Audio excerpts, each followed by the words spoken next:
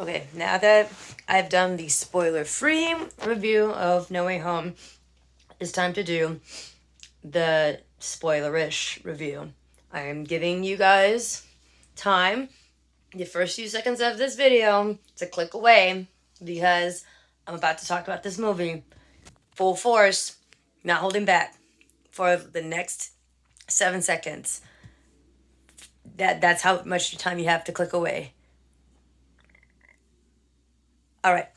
So, oh my God, guys. I mean, my soul, like I've said this before, but it's literally the most accurate way to explain how I felt. My soul left my body like 10 times watching this fucking movie. I swear to God.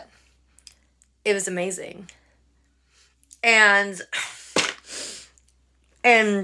like a fan or a commenter said, like, this movie was everything we ever wanted and more, because we got all three Spider-Men. We got all three fucking Spider-Men. I was so scared. Because you know how Feige and the gang be. They ain't shit. They will red herring the shit out of us, which is why I'm like, just because shit's been flying around, just like, with Evan Peters and WandaVision, I'm like, nothing is guaranteed, nothing is promised. So I'm like, my policy is always don't get your hopes up for shit. As MJ says in the movie, expect disappointment and you'll never be disappointed, which is how I go into life, that's probably a problem. But oh my God, wow, like we got all three Spider-Men, and the chemistry between Toby and Andrew and Tom was just so much. It was so good. Like I said, everything we asked for and more, because the chemistry, the interactions, the Spider-Verse crossing, the conversations, so good. I feel like I'm gonna spend like a lot of time on the trio. And you guys know that I deal a lot with mental health, and I love talking about it. And I love talking about, especially how these Marvel movies delve into mental health and such. And this is very much like, I feel like the three Spider-Men thing almost represents kind of an inner child, different stages of yourself kind of thing. Because, all of them are Spider-Men. All of them are Spider-Man, but not only are they different Peter Parkers with different temperaments, but they are also at different points in their life. And like I've said before, this movie, anyone who watches it is going to enjoy it. But it is definitely specifically made mostly for those of us in the generation who have been with Spidey on the big screen from the jump. That was there, that we can remember when the Tobey Maguire Spider-Man came out, and we have worn out these DVDs. You know what I mean? Like, I wore out the Spider-Man 2 DVD when I was in high school. And it is made for us because we've been through all of these Spider-Men in their journeys. And so I think it was really interesting seeing the three, and and Toby being obviously the oldest of them. He's been through the most loss. He's coped with the most trauma, and he has this wisdom about him, which is something that it's a phase of life that I'm kind of starting to relate to. Like, just kind of like, like, people think that you're confident and just awesome, but you're really just fucking tired. And I'm like, I don't know if I'm confident as much as I'm tired, and I'm wise because I'm tired and I've been through so much stuff. But because he's been through so much, he's able to assume this mentor role for both Andrew and Tom, because he's an adult, like an adult. And Andrew, we can assume that he's still, high schoolish, college age. And Tom obviously hasn't even gotten out of senior year yet, and God knows when he will. But I like, because in therapy they tell you that to access your inner child, and go back in time and tell yourself like the things that you wish you knew that you couldn't comprehend because you were young, because you were going through it, and just to like self-parent yourself especially if you're somebody with absentee parents or absentee caretakers that were just shite at their job. And seeing Toby do that for both of them, but especially Tom's Spider-Man, was honestly really, really, really profound. And I really think it's really cool, like symbolic of these these different kinds of people that you become through your journey of coming of age, of growing up, of becoming an adult. And you go through all this trauma, and like if when you're at Tom's age and that level, all this trauma and stuff, it's so new and it's so heartbreaking and it's so painful, and you just feel so small.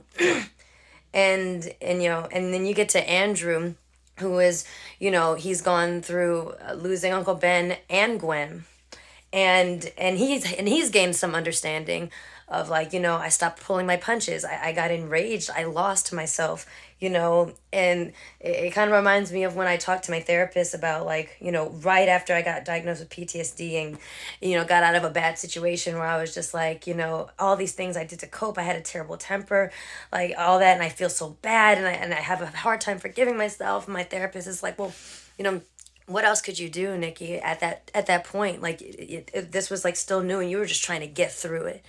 You know what I mean? And Toby, like I said, has gone through both of those stages, and it's inferred that he ends up with Mary Jane, which is great. I've always wondered, and and he's kind of at this place of acceptance. And even when he's talking to Otto, he's like, I'm just trying to do better.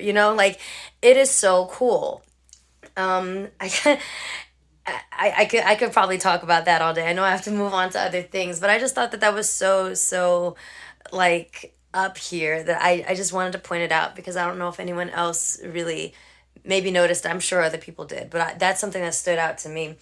And God, I love like the self therapy talk with Tom, Andrew, and Toby, where Andrew's like, oh my God, you guys are so great, and like I suck, and Toby's like, no, let's like not have negative self talk, and it's like trying to get Andrew's Spider-Man to start saying like positive affirmations, like I am amazing. Say, like, I was like, oh my God, this is so great.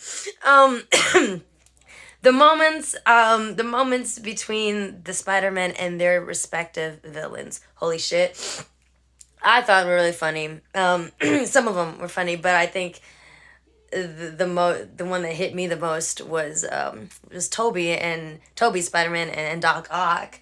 Like, that was so crazy, because Otto Octavius was definitely like, you know uh, like many villains, a good guy who just goes off the rails. Because if you remember in Spider-Man 2, like, not only does he lose his project, his funding, his everything, he loses his wife. Like, and honestly, like, out of all the villains in the Raimi trilogy, like, Doc Ock loses the most. And it really sucks, and it's so cool to see him get the second chance, the at redemption, and for him and Toby to have this face to face, and him like being genuinely proud of seeing Toby like still standing and still alive and grown up. It is just so great. Meanwhile, Dr. Connors is just beating Andrew Garfield's ass. Like, fuck you, Peter. Holy shit. Oh my God. Also, Andrew Garfield apologizing to Max, to Jamie Foxx, to Electro for not being black. I can't. I mean, like, all through the movie, like, Andrew Garfield is like the most like cinnamon roll out of the three of them, because they're in Ned's house, and Ned's grandmother is yelling at them in fucking Tagalog to clean up all this fucking mess, all these webs, and Andrew's just like, oh my God, so sorry. And oh my God, I'm so sorry. And then when Max is like, oh, you're from Queens, you got a mask, I thought you'd be black. And Andrew's just like, oh man, I'm so sorry. Like, I'm so sorry I'm not black. I swear to God, like, I know I'm just rambling. Is this a review, or is it just me talking about my favorite moments? I don't know. This had me on an emotional roller coaster, like I said. places that I screamed, like I jumped out of my chair when Doc Ock came. Still, the Goblin. When I was wondering, how exactly, if Andrew and Toby are coming, how they're going to introduce them, and the way that they did it with Ned opening a portal to find Peter. I remember I like watching that scene when he opens the portal with the sling ring, which interesting for the future, right? And I just remember looking through and I'm like, oh shit, but that's not the right Peter. And I was like, wow, we're actually gonna get it. We're actually gonna get it, and not just a weird ass fucking cameo. We're gonna get it. We're actually gonna get Andrew and Toby. Guys,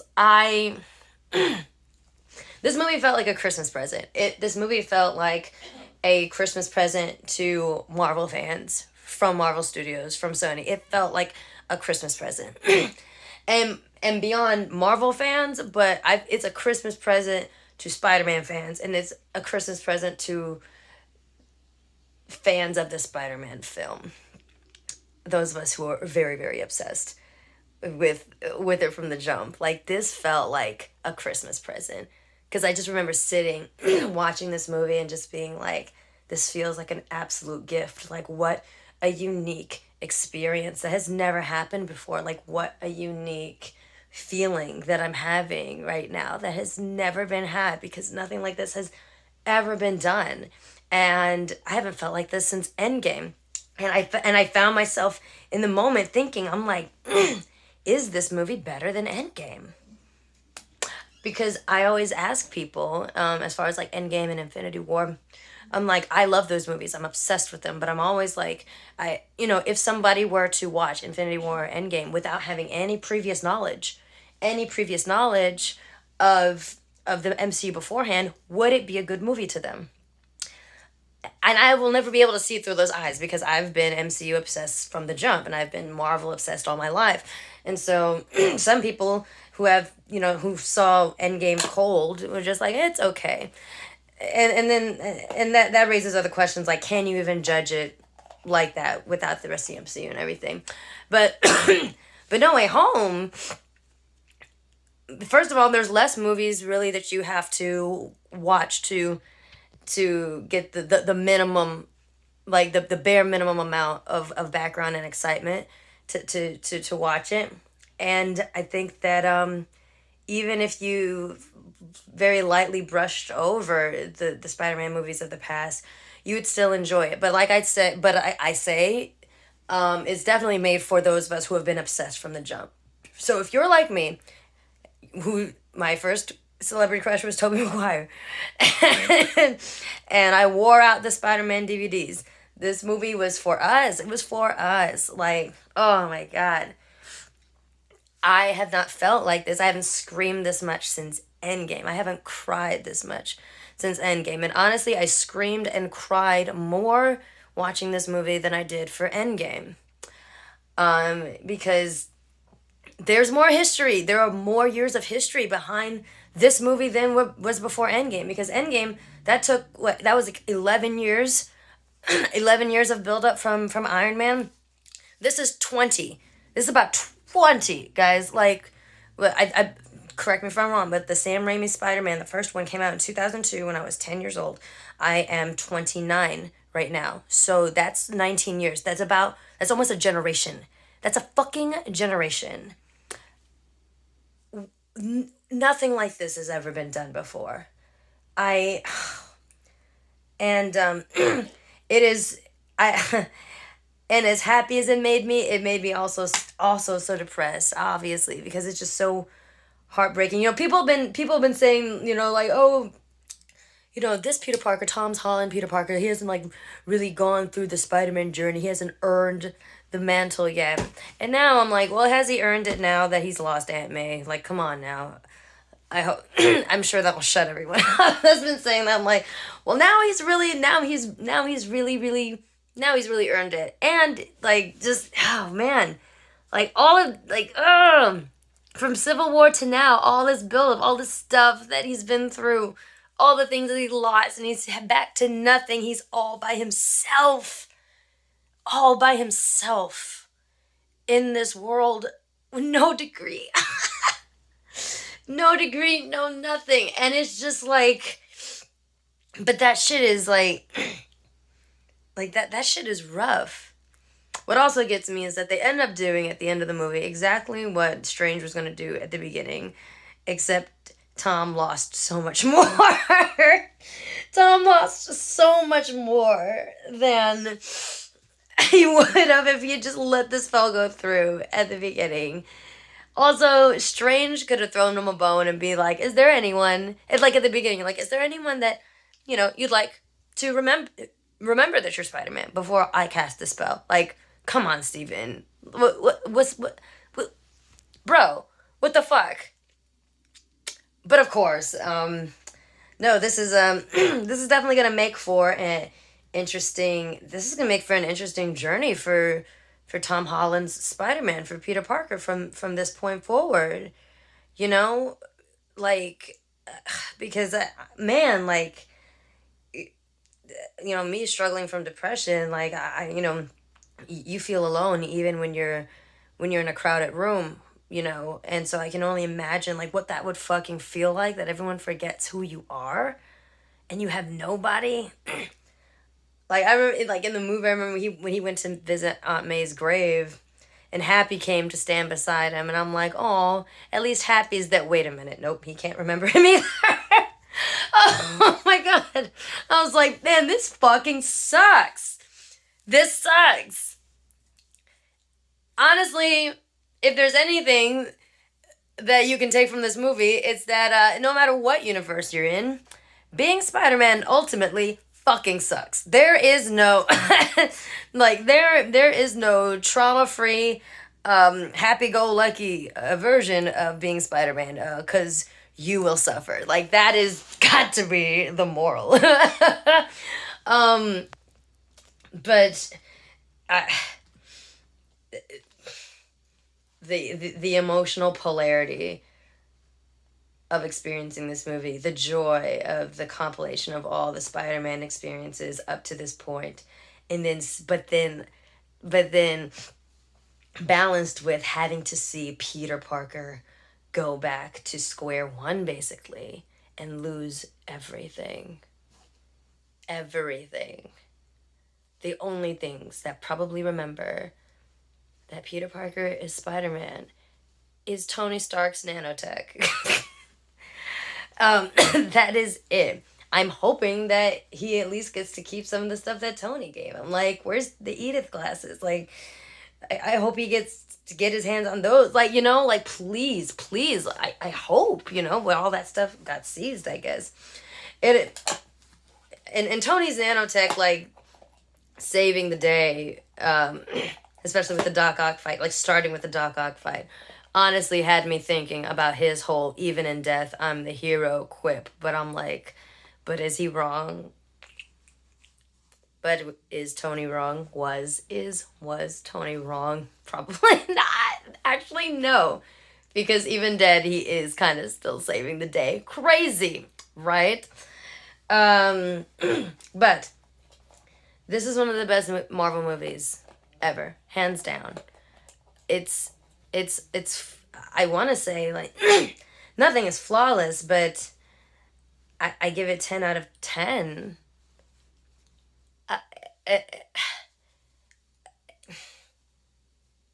It left me speechless. I couldn't go to sleep that night. I could barely go to sleep that night after watching this movie.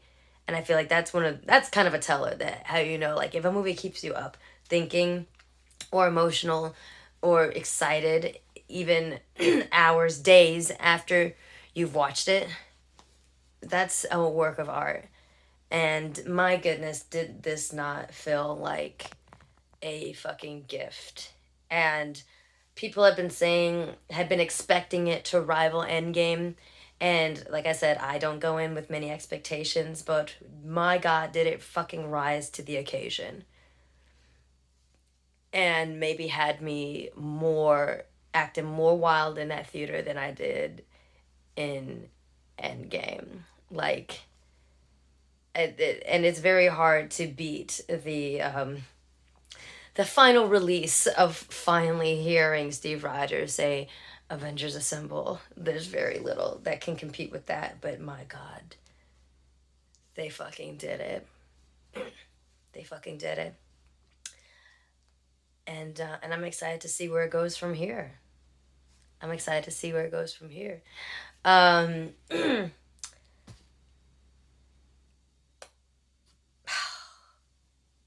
I'm speechless. Just thinking about it. I'm speechless.